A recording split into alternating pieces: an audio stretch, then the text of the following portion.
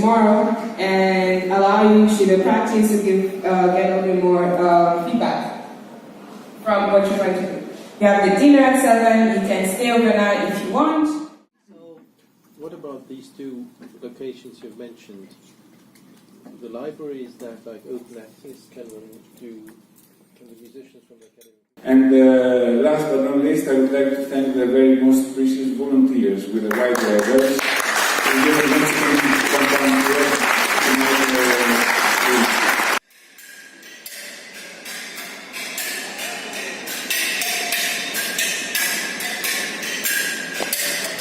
See, mida sa praegu kuuled, see on kaasaegne muusika. See ei ole mitte see, nagu mina klaverit mängin.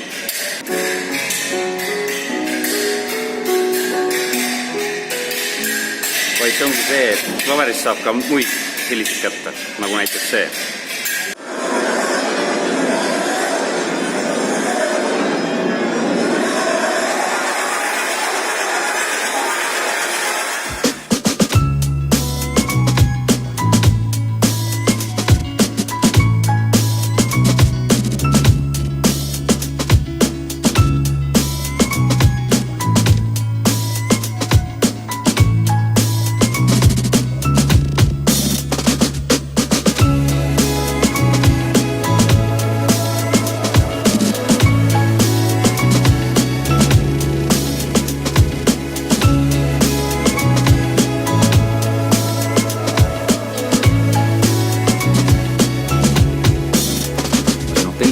Viimaks asja, mida ei saa filmilindil jätta.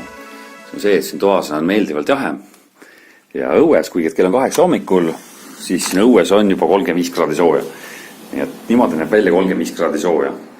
Mida see pääsen veel toob, seda saab varsti teada.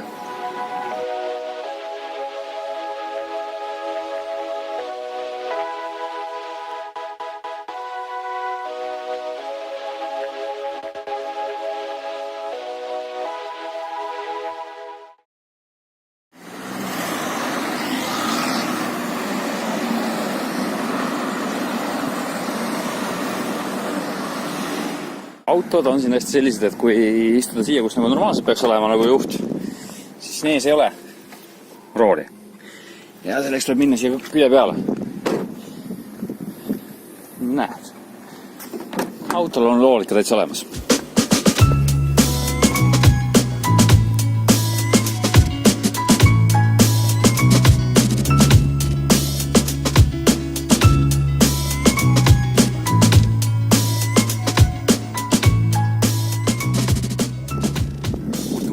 On siin Küprosel väga palju vaadata ja üks asjadest kindlasti on amfiteater.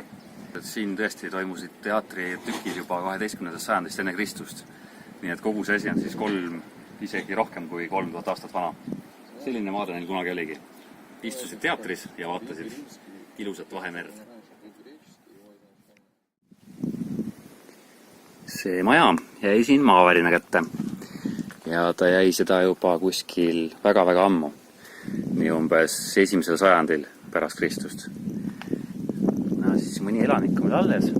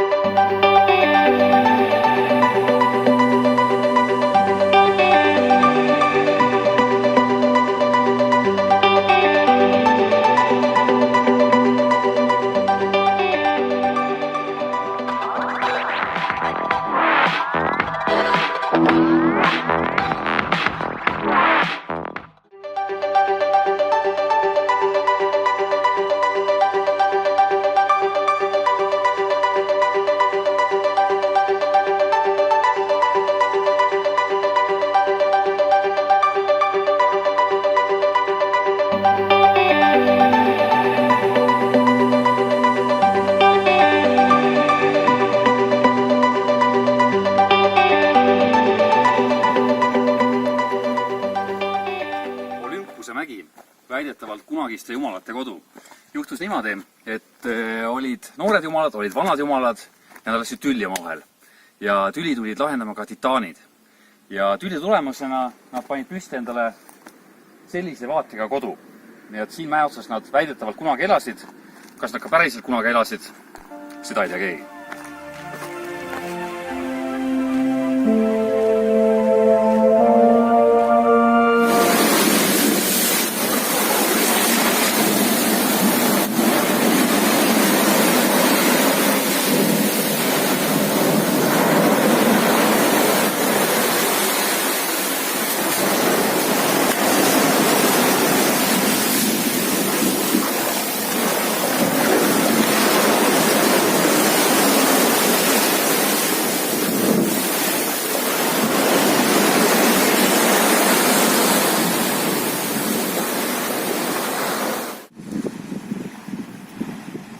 Kui Olümpuse juures käisid suured sõjad, selleks, et selgitada välja, kes on tugevam ja kellel on õigus elada siin ja seal ja nii edasi, siis see koht siin on tuntud kui armastuse jumalanna, Afrodite sünnikohana.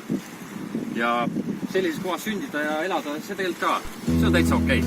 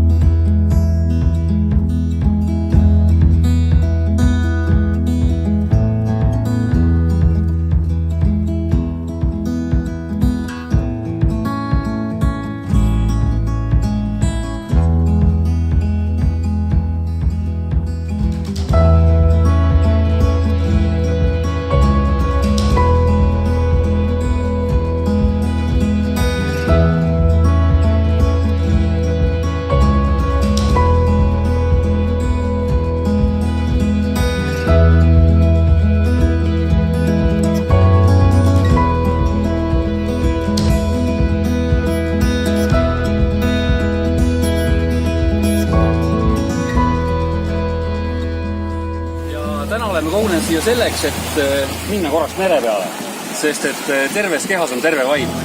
Nii et näeme kunagi.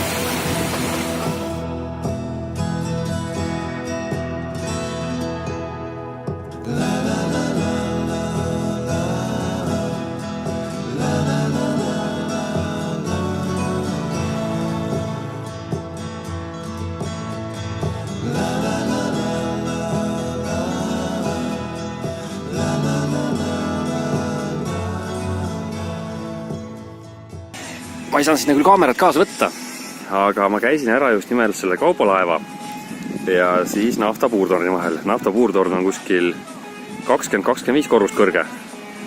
Ja siis ega see kaubalaeva ka temast just väga palju maha ei jää. Ja seal vahel oli nii naljakas olla kõikide enda selliste väiksemate pilbastega. Sest et kui su kõrval on lihtsalt nii suur laev ja sa lähed sinna enda mingisuguse sellise väikse pilpaga, tead, see mastaapide erinevus on päris korralik.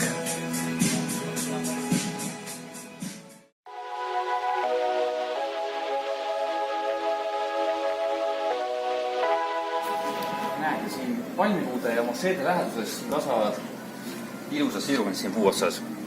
Ja see on huvitav koht, kus need siirumid tegelikult kasvavad, sest et see pind siin on tegelikult tunnustamata kõikide riikide poolt.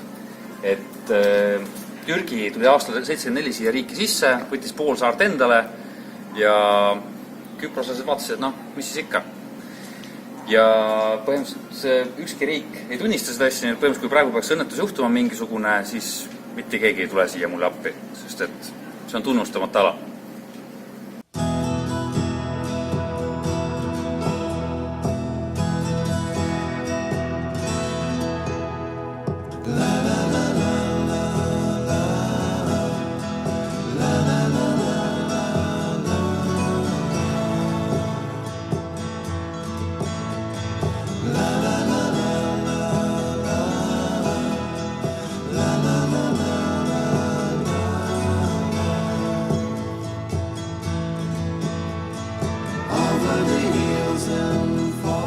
Selline oligi väike osake Türgist selle reisi jooksul. Ja kuna sa, Carlos, käisid kunagi koos minuga Karabahhis, siis ma arvan, et seda tead suht täpselt, et mis elu siin on.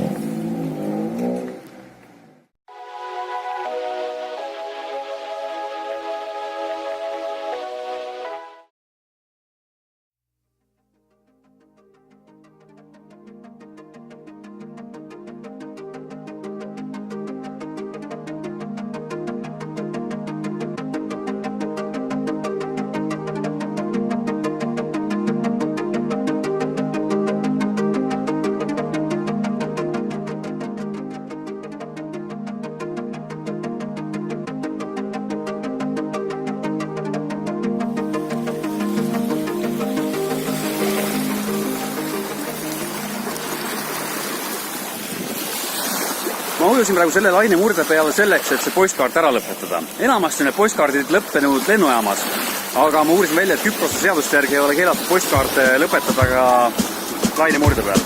Okei, tšau, näeme!